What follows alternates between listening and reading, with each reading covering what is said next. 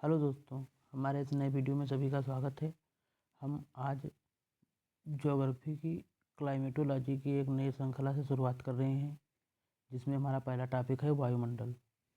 Climatology जलवायु विज्ञान में जो है बहुत से टॉपिक आते हैं। जो जलवायु विज्ञान है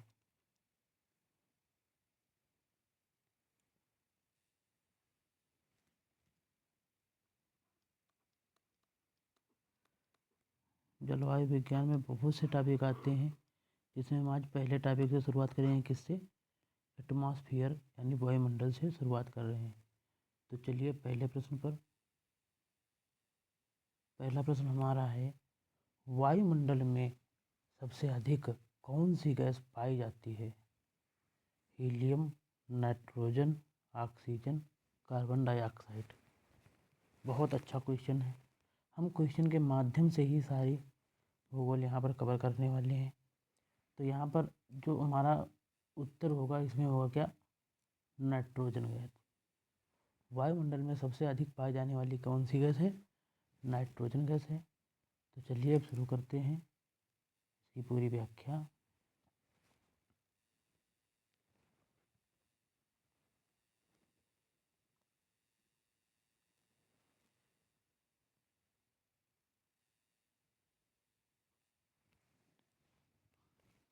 व्याख्या में क्या है? जो हमारा वायुमंडल है, पहली बात, हमारा जो वायुमंडल है,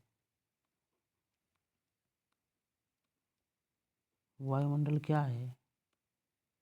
वायुमंडल जो है हमारा, वो है क्या? वो है एक गैसों का मिश्रण है। क्या है? गैसों का मिश्रण होता है वायुमंडल। इसमें सभी गैसें पाई जाती हैं।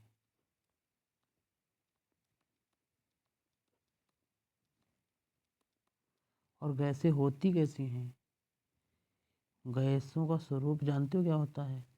गैसें होती हैं रंगहीन। जो वायुमंडल की गैसें होती हैं वो होती हैं रंगहीन, गंधहीन,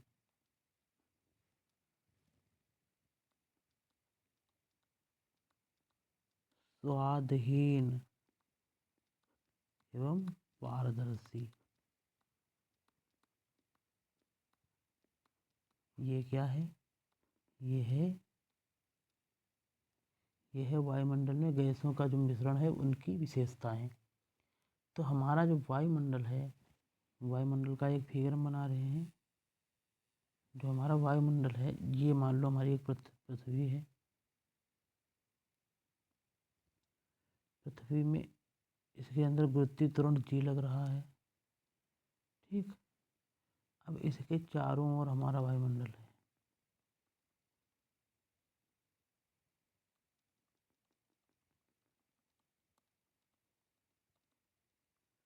वायुमंडल की आखिरी सीमा पृथ्वी से लेके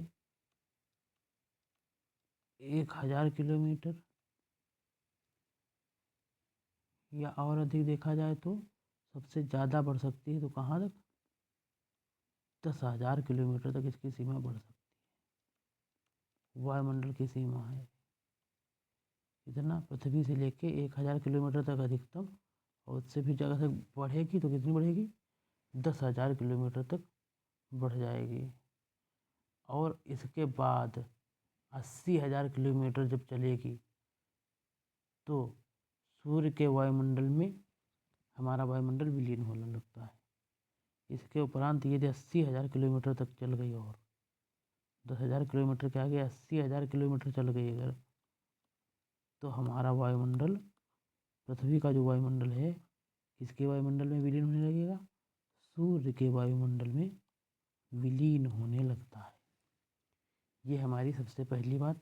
और इसमें जो हमारे पृथ्वी पर पाई जाने वाली दो सबसे हल्की गैसें, कौन? हाइड्रोजन और हीलियम। ये कहाँ पर पाई जाती हैं? ये 1000 किलोमीटर पर सबसे ऊंचाई में ही पाई जाती हैं। कौन कौन? हाइड्रोजन और हीलियम सबसे ऊंचाई पर पाई जाने वाली गैसें हैं।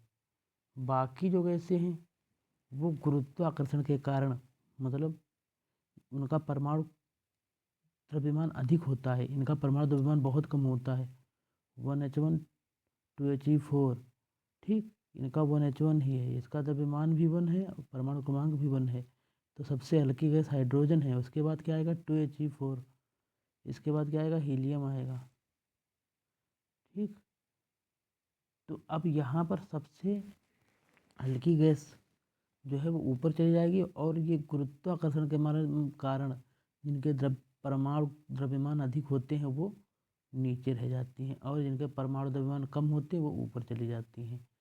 तो सबसे टॉप पर पाई जाने वाली गैसें कौन होती हैं? हीलियम और हाइड्रोजन। तभी आपने देखा होगा कभी मेले में क्या किया जाता है, गुब्बारों में हीलियम गैस भरी जाती है या कहीं कहीं हाइड्रोजन गैस भी भर दी जाती है। तो उसका रीज़न क्या है? वो हल्की होती हैं और गुब्बारा ऊपर उड़ने की कोशिश करता है, मतलब वायुमंडल में सबसे आखिरी परत में जाने की कोशिश करने लगता है। ठीक, तो ये होता है गुरुत्वाकर्षण के कारण। ठीक, अब हम इसके बाद इसकी बहुत सारी व्याख्या है, तो सारी व्याख्या साथ में ही कर दे रहे हैं।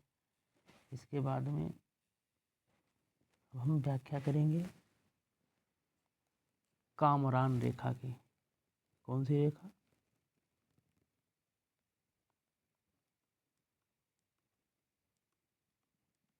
कामरान रेखा।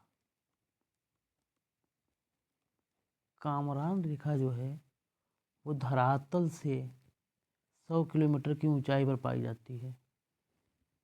अगर ये धरातल हो गया, ये हमारा धरातल है, इससे 100 किलोमीटर ऊंचाई अगर ऊपर जाओगे, 100 किलोमीटर ऊंचे जाओगे, तो जो एक मतलब कल्पित रेखा बनाई गई है उसको क्या कहते हैं? कामरान रेखा कहते हैं। यही कामरान रेखा है। अब इसका कारण क्या है? यहाँ पर क्या चालू हो जाता है? यहाँ से स्पेस चालू हो जाता है, अंतरिक्ष चालू हो जाता है। 100 किलोमीटर के बाद में क्या चालू हो जाता है? अंतरिक्ष चालू हो जाता है। इसीलिए इसको क्या बोला गया?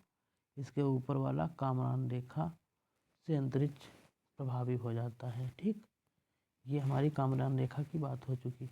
अब हम बात करेंगे वायुमंडल में जो संगठन के तत्व हैं वो कौन कौन से हैं। तो वायुमंडल में संगठन के तत्वों की बात करेंगे। तो वायुमंडल का संगठन क्या है?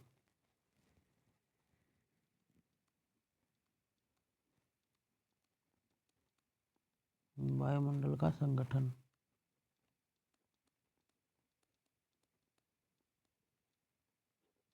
तो वायुमंडल का जो संगठन है, वायुमंडल में क्या क्या पाया जाता है? गैसें पाई जाती हैं, गैसें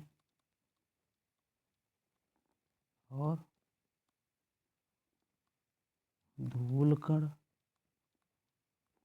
और तीसरा क्या पाया जाता है? जलवाष्प।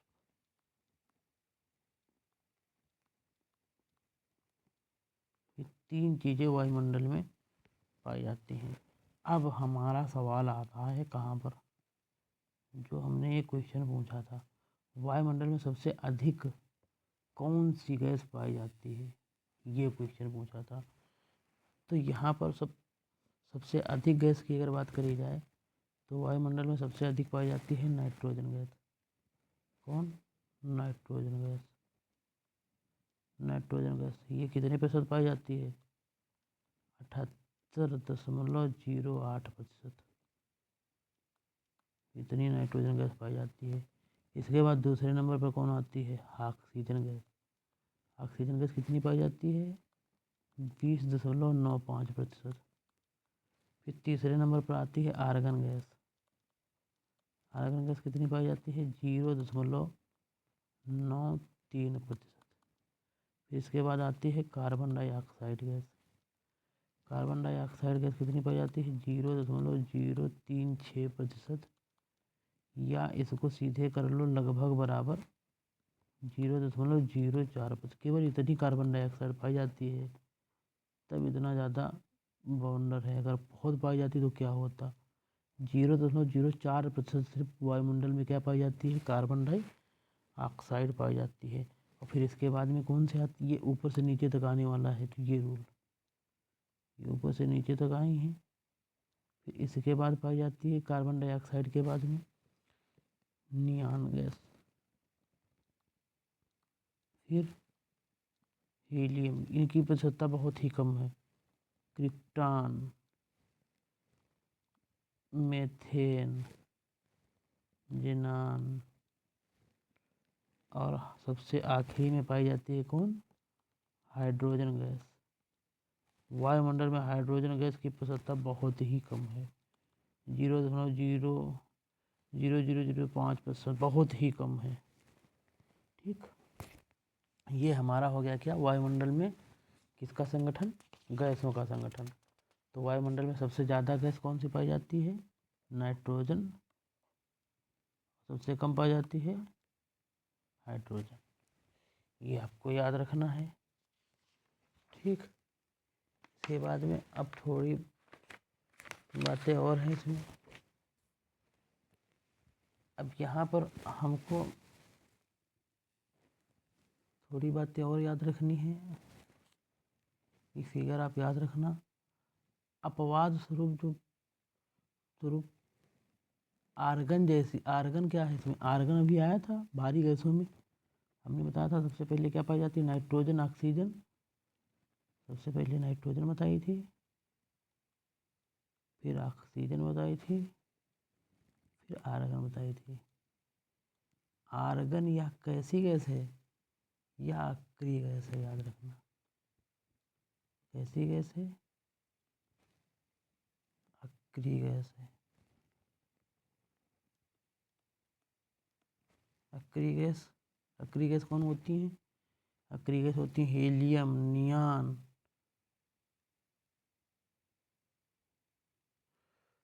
आर्गन, जेनान, रेडान, क्रिप्टॉन, ये सारी कैसी गैसें होती हैं, हल्की गैसें होती हैं, अक्रिय गैसें होती हैं। अक्रिय होने का मतलब कि किसी से क्रिया नहीं करती हैं।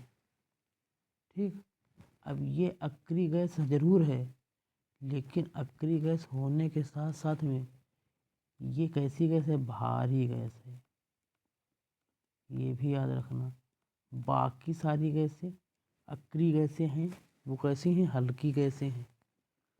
बाकी अक्रिय गैसें कौन कौन है, हीलियम है, नियान है, आर्गन है, जेनान है, रेडान है, क्रिप्टॉन।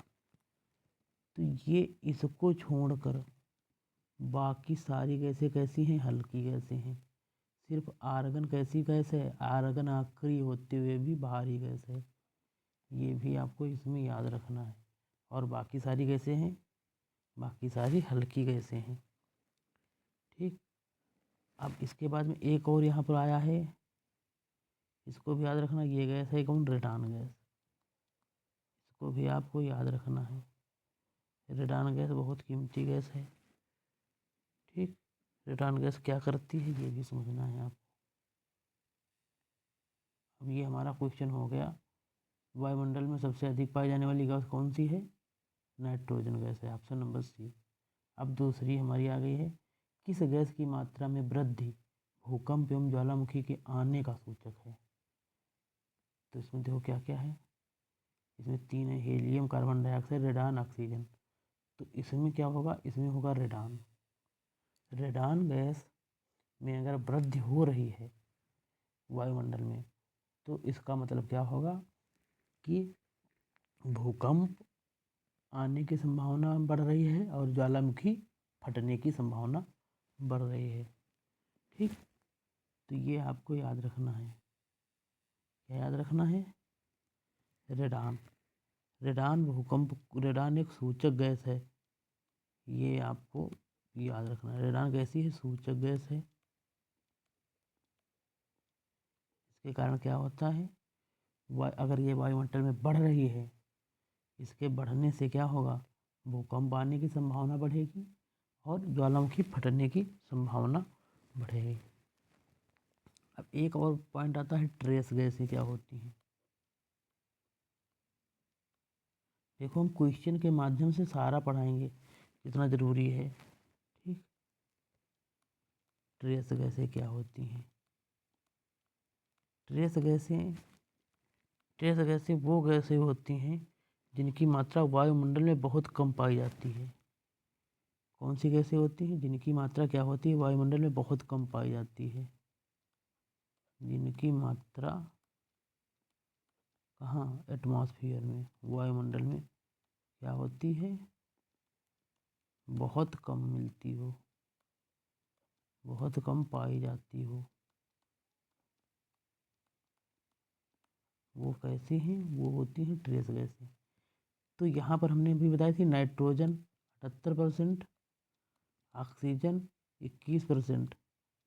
इसके बाद सारी गैसें कम पाई जाती हैं।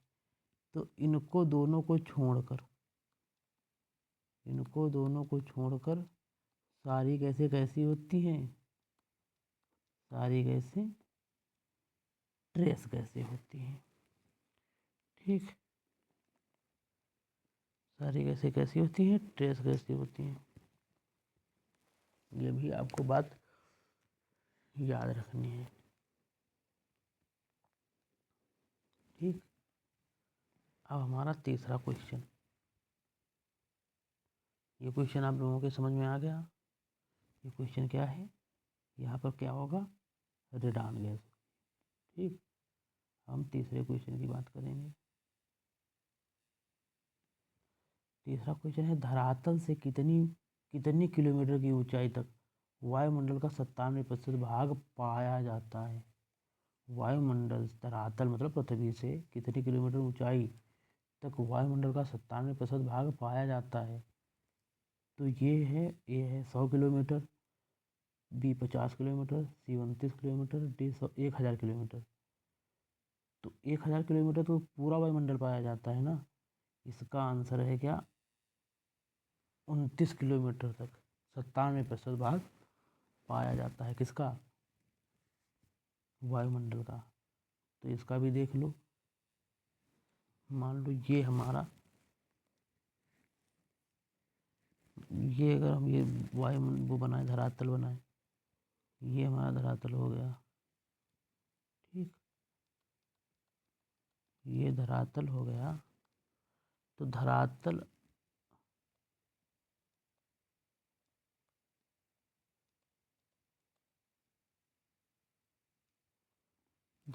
से यदि हम ऊपर की ओर जा रहे हैं, ऊपर की ओर यदि हम जा रहे हैं, तो हम क्या कर रहे हैं, नीचे एक सघन माध्यम है, नीचे सघन है।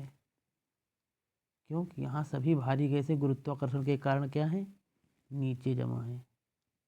ये कैसा माध्यम है, सघन माध्यम है। क्यों, यहाँ भारी गैसें